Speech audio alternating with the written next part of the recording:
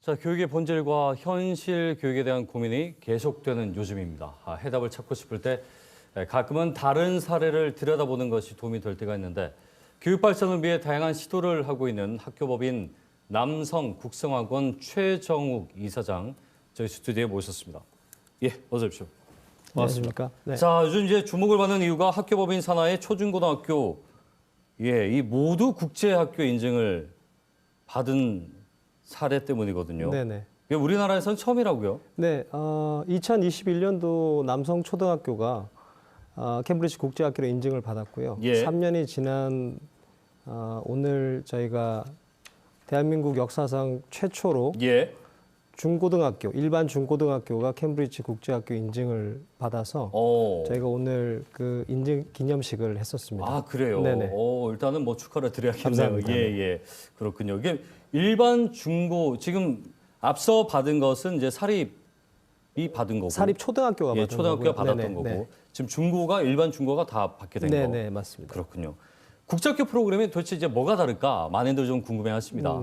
실제 수업 내용에 인증을 받게 되면 영향이 어떤 식으로 미치게 되는 건지, 또 학습 규모 범위라고 할까요? 이런 것들은 어떤 변화가 생기게 되는 겁니까? 아시다시피 한국의 교육열은 아시아, 일본, 중국과 더불어서 상당히 높은 교육열을 가지고 있습니다. 근데 하나 아쉬운 점은 내수형 교육에 포커스를 잡고 있다는 거죠.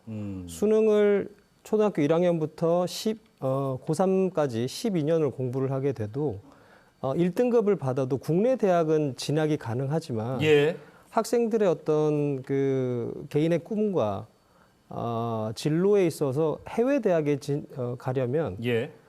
또 다른 시험을 봐야 돼요. 그 현지에 맞는. 네, 예. SAT, 미국은 SAT라든지 네. 뭐 영국 쪽은 A 레벨이라든지 이러한 테스트를 봐야 되는데 그러려면 또 많은 시간이 흐르고 예. 여태까지 공부했던 것들이 뭐 100% 필요 없지는 않겠지만 상당 시간 이 적응하는데 상당한 오랜 시간이 예. 걸리죠.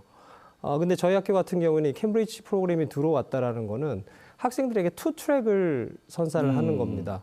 한국 교육을 할 수도 있고요. 네.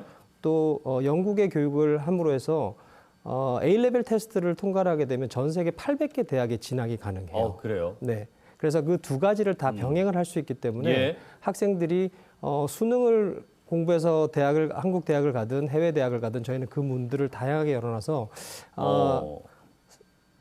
선택의 다양성을 준다고 생각하시면 될 것 같아요. 아, 그렇군요. 네네. 그러니까 기존에 우리 지금 하고 있는 모든 제도권의 교육이라는 것이 내수에 초점. 그러니까 네네. 수능 시험을 잘 보고 네. 우리나라 대학에 가기 위해서 만들어져 있는 것인데. 그렇죠. 그런데 이 국제 학교 인증을 받았다는 것은 그러면 그 현지에서 마치 학교를 다닌 것과 같은 효과를 누릴 수 있는 겁니까? 맞습니다. 우리나라의 국제학교라고 하면 제주와 예. 인천, 송도에 있는 학교들이 있는데요. 제 주변에서도 그런 학교를 많이 유학 아닌 유학을 보내시게 되죠. 네. 또 거기에 만족하지 못하시면 미국이나 캐나다 쪽으로 이제 유학을 다시 가기도 현지로 하는데 가고. 내 집 가까운 곳에 예. 이러한 프로그램을 할 수 있는 곳이 있다 그러면 제가 볼 때는 아주 경쟁력이 있을 것 같고요. 또 하나 아쉬운 점은 이제 우리가 국제학교라 그러면 외국계의 어떤 학교들을 많이 생각을 하세요. 예. 근데 향후 이제 5년, 10년 뒤가 되면 학령 인구가 줄게 됩니다. 네. 학령 인구가 줄게 되면은 국내에 있는 사학들의 생존 부분도 생각을 해야 돼요. 그래서 저희는 그런 고민들을 좀 오래전부터 했었고요. 예. 그래서 어떻게 보면은 저희가 롤 모델이지 않을까 그렇군요. 사학에게. 알겠습니다. 자, 초등학교부터 이제 중학교, 고등학교가 다 있지만 그 중에 전문계고가 네네. 있다고 들었어요. 이제 네. 예전에 실업계고로 실업계고, 우리가 얘기를 특성화고라고 했었는데, 하죠. 이 전문계고, 특성화고가 국제학교 인증을 받는다. 이건 어떤 의미로 또 우리가 해석을 하면 될까요? 제가 가장 고무적으로 생각하는 부분이 이제 실업계 특성화고의 그 국제학교 인증인데요. 예. 일반적으로 저희가 생각했을 때 인문계 학교와 특성화고의 차이가 중학교 때 학생들이 공부를 열심히 하지 않아서가 아니라 예. 진로가 다르죠. 가는 방향이 공부로 혹은 여기는 이제 기술로. 네. 근데 이 학생들이 한국의 취업과 진학을 하는 데 있어서 그들이 학교를 졸업을 하고 취업을 하게 되면 그렇게 받는 연봉이나 이런 어떤 복지들이 이렇게 높지가 않아요. 하지만 외국 같은 경우에는 이 학생들이 3년 동안 외국어 스킬을 가지고 예. 해외로 진학을 하거나 해외로 진로를 찾게 되면 그들이 가질 수 있는 무한한 그 포텐셜이 있는 거죠. 자, 그 이제 대한민국이 아니라 전 세계로 그렇죠. 열려 있다는 그렇죠. 말씀이신 거죠. 이 학생들에게도 대한민국뿐만 아니라 세계로 뻗어나갈 수 예, 있는 어떤 예. 저희가 디딤돌이 되려고 아주 국무적으로 생각을 하고 있습니다. 그렇군요. 자, 지금 뭐 말씀 쭉 들어보니까 정말 우리나라의 글로벌 인재를 양성하는 데 있어서 그리고 또 학생 스스로가 선택의 폭이 넓어졌다는 부분이 네네. 가장 큰 장점으로 우리가 좀 맞습니다. 이해를 하면 되겠군요. 네네. 그 학령인구 감소 좀 전에 이제 얘기를 했습니다만 이 남성 초등학교도 그 좀 부침을 겪었죠. 지금 맞습니다. 어떻습니까? 예, 예. 제가 초등학교 다니던 시절에 남성 초등학교는 부산에서 원탑이었죠. 그래요. 네네. 예, 예. 가장 들어가기 힘든 학교 중에 하나였고. 근데 제가 이사장으로 취임한 지가 7년 됐는데 7년 전만 하더라도 저희 학교는 미달이었어요. 예, 그래요. 재정적으로 굉장히 힘든 상태였고 그런 과정에서 이제 저희는 생존이라는 단어를 항상 고민을 했었죠. 네. 과연 어떤 다른 트랙을 가지고 다른 학교들과 경쟁을 하면서 또 세포 분열을 하면서 성장을 해나갈까 고민을 하다가 예. 그때 저희가 찾았던 게 글로벌 플랫폼을 이제 접목을 시키자라고 네, 네. 결정을 했었고 그 결과 3년이 도입한 지 3년이 지난 작년 같은 경우는 저희가 예. 경쟁률이 8대1 정도의 경쟁률을 갖게 되었습니다. 그렇군요. 네네. 이 지금 사실은 학령인구 감소가 남성 초등학교뿐만 아니고 뭐 모든 그렇죠. 특히나 이제 부산 그렇죠. 지역의 모든 초등학교에 네네. 해당되는 얘기이기 때문에 그런 부분은 좀 한번 귀감으로 삼아보면 네네. 괜찮을 것 같고 인터뷰에서요 교육을 상품으로 만들어야 한다. 예, 이 굉장히 직설적이고 도발적인 말로 들리거든요. 이게 어떤 의미인지 좀 들어봐도 되겠습니까? 정확하게 제가 한 예. 말은 교육도 하나의 상품이다라는 표현을 했었어요. 조금 어감이 다르긴 네, 하네요. 교육도 예, 하나의 예. 상품이라는 말이 뭐 예를 들어서 저희가 TV를 구매를 하러 전자마트나 이런 데를 가게 되면 네.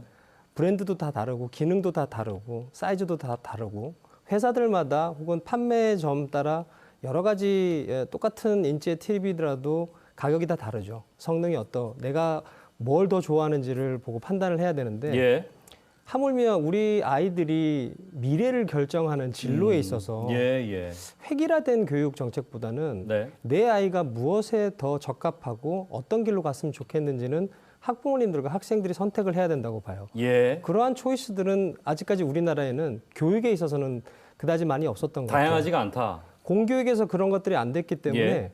학원을 찾는 거죠. 사교육을 찾게 되는 거죠. 과열이 되고. 그렇죠. 그래서 저희는 그 사교육 과열돼 있는 것들을 공교육으로 가지고 오자. 예. 그래서 학교 안에서 다 해결을 어. 할 수 있게끔 하자. 그래서 그러려면 소비자의 선택을 받아야 되죠. 예. 선택을 받으려면 글로벌 플랫폼이 들어와야 되고 설명이 필요 없는 프로그램들이 들어와야 되지 않겠나. 학원을 가지 않아도 학교에서 다 해결될 수만 맞습니다. 있다면 맞습니다. 그러니까 규격화되고 획일화된 것을 벗어나자는 취지가 가장 그렇죠. 크다고 이해를 하면 되겠군요. 자, 그런데 이제 뭐 좀 전에도 얘기했지만 뭐 남성초등학교 경쟁률 얘기할 때 뭐라고 해야 될까요? 이제 등록금, 비용 네네. 이런 것들이 사실 진입장벽이 없잖아 있습니다. 맞습니다. 여기에 대한 아쉬움도 분명히 있으실 것 같아요. 개인적으로 가장 아쉬운 점인데요. 예. 근데 이게 많은 분들이 아시는 것처럼 사립학교가 비싸다라고 생각을 하시는데 사립학교는 교육청이나 교육부로부터 재정 지원을 전혀 받질 않아요. 말 그대로 수익자 부담인 학교인 거죠. 독립적으로 운영이 되니까. 맞습니다. 예. 그렇기 때문에 소비자들이 체감하는 그 금액 자체가 높은 거고요. 예. 근데 저는 또 이렇게 또 생각을 해봅니다. 저희 같은 학교가 사립뿐만 아니라 공립에도 만약에 존재를 네. 한다면 또 공립과 사립 간에 또 아주 긍정적인 경쟁이 또 이루어질 것이고 아까 말씀드렸던 교육도 하나의 상품이라는 측면에서 예. 소비자들은 공립에 좋은 학교를 선택할 수도 있고 또 사립에 좋은 학교를 선택을 할 수 있다고 그렇죠. 봐요. 예. 그래서 그렇게 하다 경쟁을 하다 보면 과열이 아니라 예. 극성이 아니라 열성인 사람들이 많이 생길 것 같고요. 우리나라의 K-에듀는 네. 오바마 대통령이 언급을 했듯이 정말 전 세계적으로 인정이 돼 있거든요. 네. 근데 저희가 추구하는 거는요.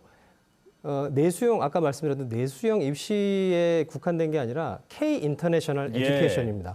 말 그대로 우리나라의 좋은 점과 전 세계적으로 인정이 되는 국제 공인 기관에서의 어떤 그 교육 플랫폼이 들어와서 예. 이 아이들이 나중에 해외로 나가서 다시 한국으로 들어와서 그런 인력풀을 봤을 알겠습니다. 때 교육에 좀 더 다른 측면으로 저희가 접근할 수 있지 않을까 싶어요. 알겠습니다. 그러니까 교육을 상품으로 만들어야 된다. 이 말씀의 본질이 좀 대한민국 교육계 실행이 된다면 네네. 얼마나 좋겠습니까? 네. 말씀 잘 들었습니다. 오늘 네. 고맙습니다. 네, 감사합니다. 네. 남성국생학원 최종욱 이사장과 함께 얘기 나눠봤습니다.